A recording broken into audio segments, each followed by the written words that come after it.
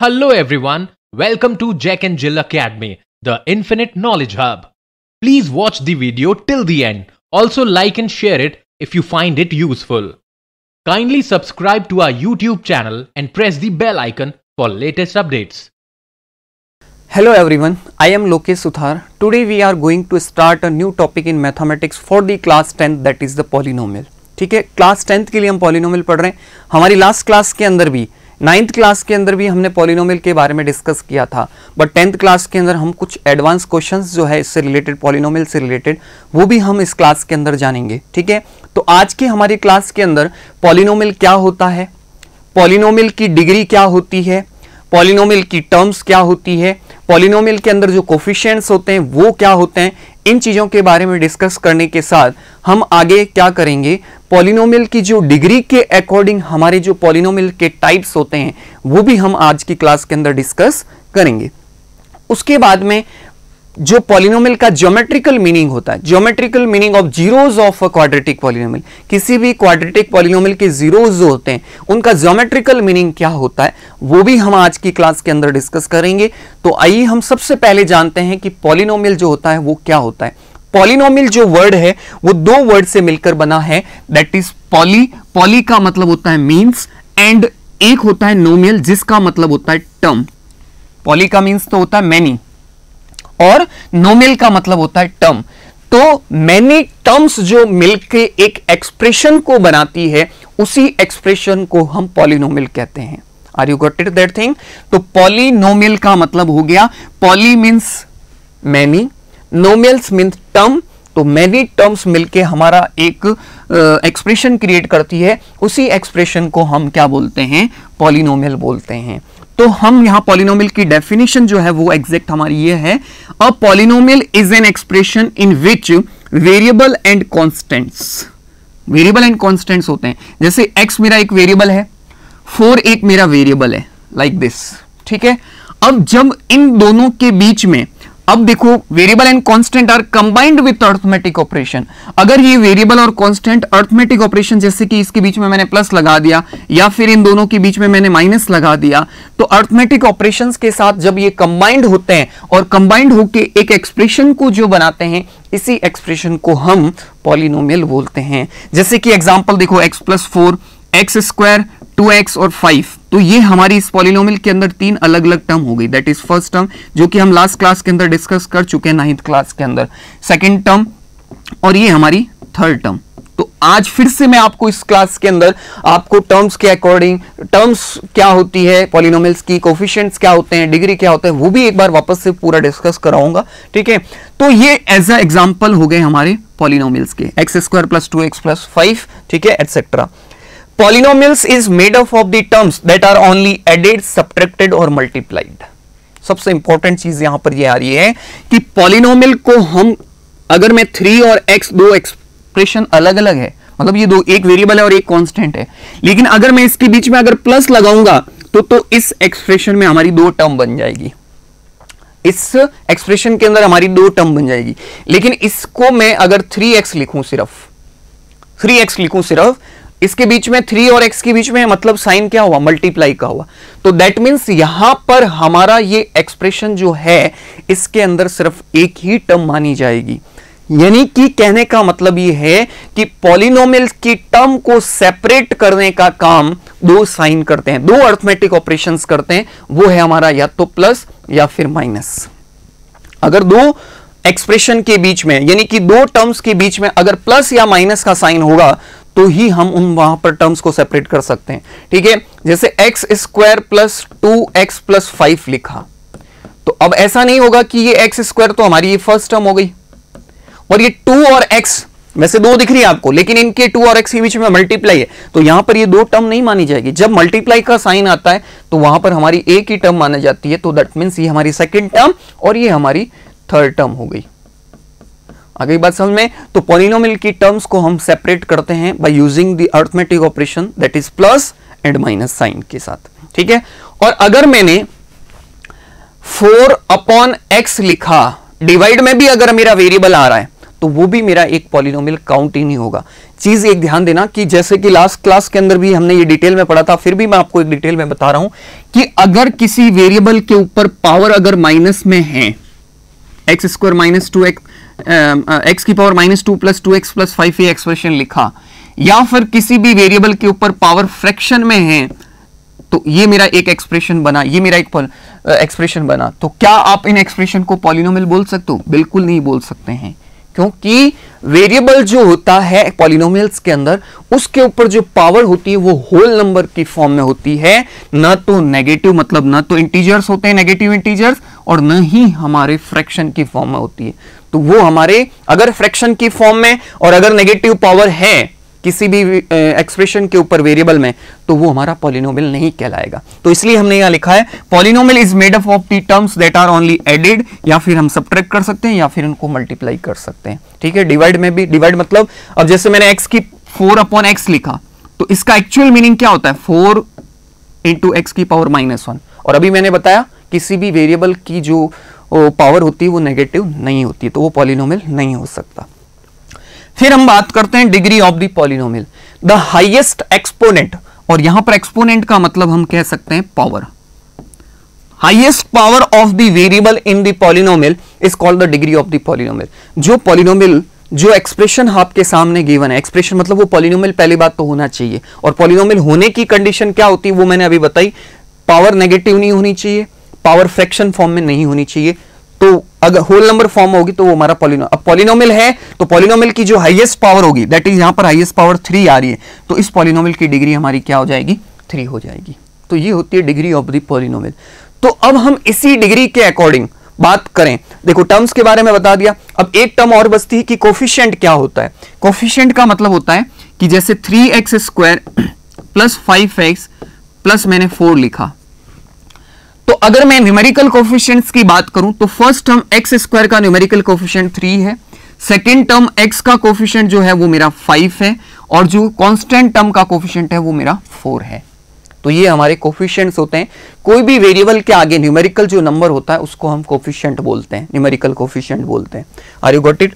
उसके बाद में हम पढ़ेंगे कि according to the degree polynomials have 3 types. हमने अभी डिग्री के बारे में पढ़ा, अगर किसी भी पॉलिनोमियल के ऊपर पावर 1 है तो दैट मींस वो लीनियर पॉलिनोमियल होगा, दैट मींस पावर 1 है उसकी डिग्री 1, और जिस पॉलिनोमियल की डिग्री 1 होगी तो वो हमारा लीनियर पॉलिनोमियल कहलाएगा। और polynomial whose degree is 1 are called linear polynomial, मतलब x के ऊपर पावर क्या है? 1 है, तो दैट मींस लीनियर पॉलिनोमियल। इस x के ऊपर भी पावर 1 है, लीनियर पॉलिनोमियल है। 3x + 7 इसके ऊपर भी, वेरिएबल के ऊपर पावर 1 है। तो ये सारे हमारे एग्जांपल्स किसके हैं? लीनियर पॉलिनोमियल के होंगे।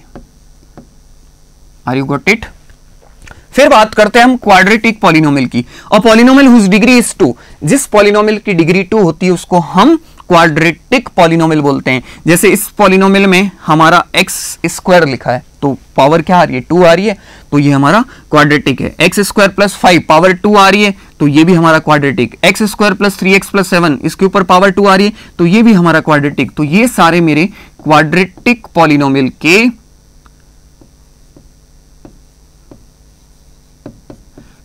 पॉलिनोमियल के सारे एग्जांपल्स हैं। Are you got it? फिर हम बात करते हैं क्यूबिक पॉलिनोमियल्स की, और polynomial whose degree is 3 are called cubic polynomial. जिसकी डिग्री 3 होती है उसको हम क्यूबिक पॉलिनोमियल, जैसे इन सब एक्सप्रेशन के ऊपर पावर, हाईएस्ट पावर 3 आ रही है, तो इन सबको हम क्यूबिक पॉलिनोमियल बोलेंगे। Are you got it? अब अगर मैं कहूं कि इससे ज्यादा पावर, 3 से ज्यादा 4 आए, तो वो हमारा कोई पॉलिनोमियल का टाइप नहीं बनेगा। बिल्कुल बन सकते हैं, आगे भी हमारे क्वाड्रिक जो है, ठीक है, ये भी आगे की हमारे भी टाइप्स चलते हैं, लेकिन हमारे अभी सिलेबस के अंदर क्यूबिक पॉलिनोमियल्स तक ही अपन को पढ़ना है। ठीक है, तो cubic polynomial, quadratic polynomial and linear polynomial क्या होता है ये आप समझ चुके होंगे। ठीक है, अब हमारा नेक्स्ट टॉपिक आता है geometrical meaning of the zeros of a quadratic polynomial. Geometrical meaning of the zeros of quadratic polynomial का मतलब क्या होता है, देखिए आप एक बार समझेंगे। Geometrical meaning of the zeros of a quadratic polynomial is locate the graph for the given quadratic polynomial. हम किसी भी क्वाड्रेटिक पॉलिनोमियल के लिए अगर हम ग्राफ प्लॉट कर सकते हैं, तो दैट मीन्स हमें क्वाड्रेटिक पॉलिनोमियल के जो ग्राफ मोस्टली जो मिलते हैं वो या तो पैराबोलिक फॉर्म में मिलते हैं। किस फॉर्म में? पैराबोलिक का मतलब होता है अगर मैं किसी ग्राफ के अंदर इस तरह का मेरा कोई साइन बनता है, इस तरह से या इस तरह से, या ये उल्टा भी बन सकता है, ठीक है, तो ये मेरा पैराबोलिक कहलाता है। क्या कहलाता है? पैराबोला कहलाता है। अगर मेरा पैराबोला जो है, तो हमारी क्वाड्रेटिक पॉलिनोमियल के अंदर ग्राफ के अंदर इस तरह से पॉइंट्स को जब मिलाएंगे तो इस तरह से पैराबोला जो है वो मिलेंगे। तो हम यहां पर 3 केस ले रहे हैं कि कोई भी पॉलिनोमियल है, 3 केस ले रहे हैं। फर्स्ट केस में हम क्या कह रहे हैं? The graph cut the X axis at the 2 distinct point A and A dash. अब मैं ग्राफ के अंदर आपको बता रहा हूं, मेरा यहां पर ग्राफ देखना, एक तो मेरा ए पॉइंट पर और इधर ए डैश पॉइंट पर एक्स एक्सिस को कट कर रहा है। तो मैं इस ग्राफ की बात करूं तो इस ग्राफ में अगर मेरा पॉलिनोमियल के अंदर वेरिएबल क्या आ रहा है, कंडीशन ये भी होनी चाहिए, क्या आना चाहिए? एक्स आना चाहिए। तो पॉलिनोमियल के अंदर वेरिएबल एक्स है और ग्राफ में जो आपका पैराबोला बन रहा है, या तो ऐसे भी बन सकता है या ऐसे सीधा भी बन सकता है। तो वो पैराबोला अगर ग्राफ में एक्स एक्सिस को जितने पॉइंट पर इंटरसेक्ट करेगा या टच करेगा, वो हमारे उस क्वाड्रेटिक पॉलिनोमियल के उतने ही सॉल्यूशंस होंगे। जैसे यहां पर 2 पॉइंट पर कर रहा है, एक तो ए डैश पर कर रहा है और एक ए पर कर रहा है, तो ये हमारे इस क्वाड्रेटिक पॉलिनोमियल के 2 सॉल्यूशन हो जाएंगे। हमें नंबर ऑफ जीरोस फाइंड करने हैं, तो नंबर ऑफ जीरोस कितने हो जाएंगे? 2 हो जाएंगे। तो हमारी फर्स्ट एक्सरसाइज के अंदर यही दे रखा है, ग्राफ आपके सामने होगा ऐसा। तो ग्राफ में जो भी कर्व्ड कैसे भी शेप ग्राफ का बन रहा है, अगर पॉलिनोमियल हमारा एक्स वेरिएबल की फॉर्म में है, तो एक्स एक्सिस को जितने पॉइंट पर टच करेगा, जितनी बार टच करेगा एक्स एक्सिस को, वो हमारा क्या हो जाएगा? उस पॉलिनोमियल के उतने ही जीरो हो जाएंगे। जैसे कि मैं एक बात करता हूं, अगर मेरा ये एक क्वाड्रेटिक ये कार्टेशियन प्लेन है और इस कार्टेशियन प्लेन के अंदर कोई एक ग्राफ आ रहा है, इस तरह से कोई ग्राफ आ रहा है, तो इस ग्राफ, ये जो कर्व्ड ग्राफ मिल रहा है, ये कर्व्ड ग्राफ जो है एक्स एक्सिस को एक यहां पर टच कर रहा है, एक यहां पर टच कर रहा है, एक यहां पर टच कर रहा है, एक यहां पर, एक यहां पर, टोटल कितनी जगह पर टच कर रहा है?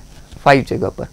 तो हमारे उस ग्राफ के लिए जो नंबर ऑफ जीरोस पॉसिबल होंगे वो कितने होंगे? 5 होंगे। कितने होंगे? 5 होंगे। एक्स एक्सिस को अगर वेरिएबल हमारा एक्स आ रहा है पॉलिनोमियल के अंदर, तो हमारा एक्स एक्सिस को जितनी जगह टच करेगा वो उसके उतने ही जीरोस हो जाएंगे। तो हम यहां पर बात करते हैं केस फर्स्ट में। अब चाहे ग्राफ ऐसे बनाओ या ऐसे बनाया, तो 2 पॉइंट पर टच कर रहा है, तो इसका मतलब हमारा यहां पर ये हो गया कि हमारे इन ग्राफ के लिए जो नंबर ऑफ जीरोस होंगे, जो हमारे नंबर ऑफ जीरोस होंगे वो कितने होंगे? वो हमारे 2 होंगे, क्योंकि 2 जगह पर इंटरसेक्ट कर रहा है। सेकंड केस देखना, here the graph cuts the X axis at exactly 1 point.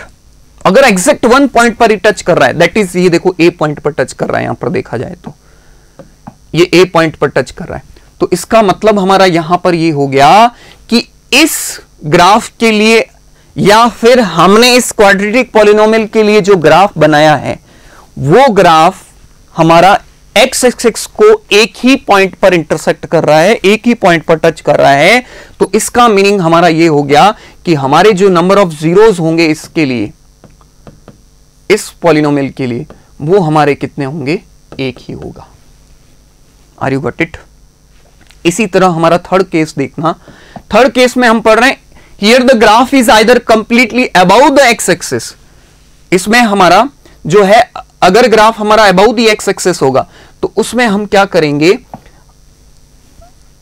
जिस तरह से अगर ग्राफ बना रहे हैं बिल्कुल एक्स एक्सिस को टच ही नहीं करेगा, तो वहां पर ये बोलेंगे कि उस ग्राफ के, उस क्वाड्रेटिक पॉलिनोमियल के लिए कितने जीरोस होंगे? No zeros. कोई भी जीरोस हमारे पॉसिबल नहीं होंगे।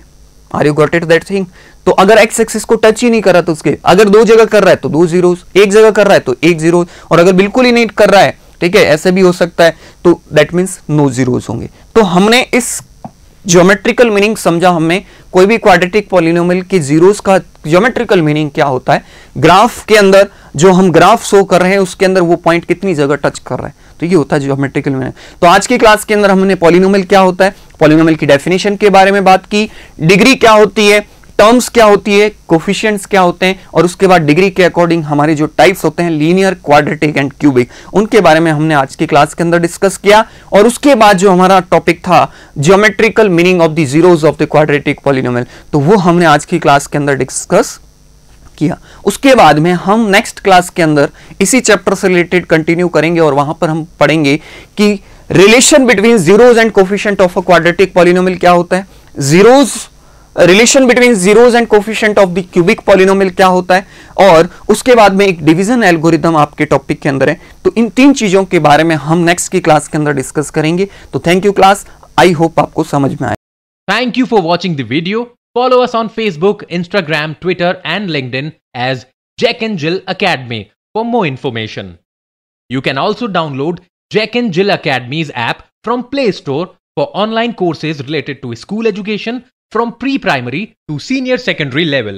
Competitive exams like NTSC, NDA, CLAT, JEE, NEET and multi-activities like yoga, art and craft, dance, music, self-defense and many more.